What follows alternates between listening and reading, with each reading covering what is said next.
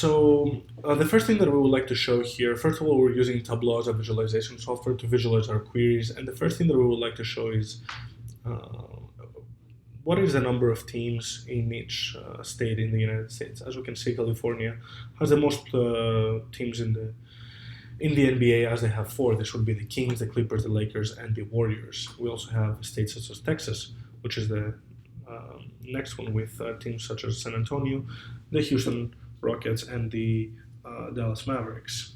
Next, we are showing a map of players by country. As expected, the United States is producing the most NBA players with 3,774, followed by a not so close second, Canada, with 38 players, and then we have countries such as France and even Serbia. Next, we would like to show what schools are producing the most NBA players. So on the left-hand side here, we have a history of draft picks sorted by the draft number. On the right-hand side, we have a visualization that shows the number of players that have come out of each school. So as we can see, Kentucky has 93 players, UCLA has sent 95 players to the NBA, Duke 81, Kansas, and North Carolina are also some of the teams that are sending the most players into the NBA. But what if let's say we want to look into the players that came out of Kentucky?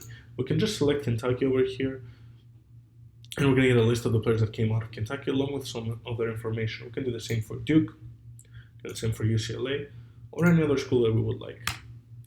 Next, we would like to take a look into the player statistics. So, first of all, we're looking to James Harden. We have his playoff statistics by year and his regular season statistics by year. So we can see his playoff performance and his regular season performance was kind of similar last year. So his assists appeared to decrease a little bit last year. However, if we look at players such as Jamal Murray, who actually ended up winning the championship, we can see his performance increased drastically in the playoff campaign. From 20 points per game, he exploded to 26.10 points per game, and he was a very big factor into why the Denver Nuggets were able to win the NBA championship. And we can just keep hovering around and picking different players to get different statistics.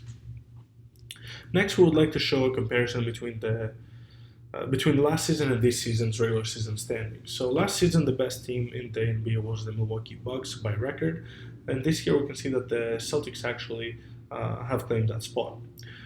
What if we want to focus in a particular division? We can just select this division here. So in the Northwest Division, the Denver Nuggets were the best team last year, followed by Minnesota and then the Thunder. However, the scenario has completely flipped now because we can see that Oklahoma City actually claimed the top spot this year. We can also focus into Oklahoma City and their statistics by pressing Oklahoma City. We can look at Denver.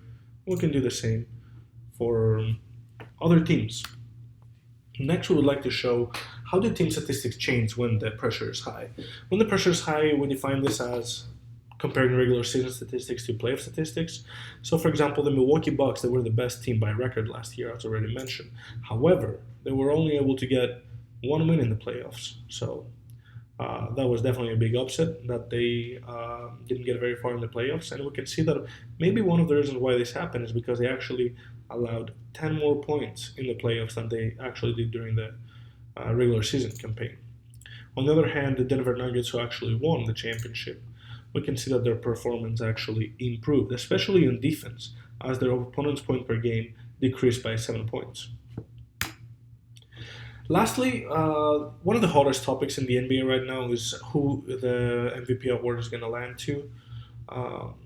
Right now, the award has three nominees: Luka Doncic, Nikola Jokic, and Shai Gilgeous-Alexander. My personal favorite is Shai Gilgeous-Alexander, so in this dashboard, I'll be making a case as to why I think that he should be the one to win the award. So when we think about the MVP award, it's an award that should be going to the most valuable player at the best team. As we can see, out of the three nominees, the best team is actually the Thunder. And if we look at the Thunder, their team statistics, we can see that Shai Gilgeous-Alexander is the only player that averages more than 20 points. Actually, he averages more than 30. Whereas in Denver, Nikola Jokic is putting up some very impressive statistics. However, we can see that he has teammates that are also scoring over 20 points per game.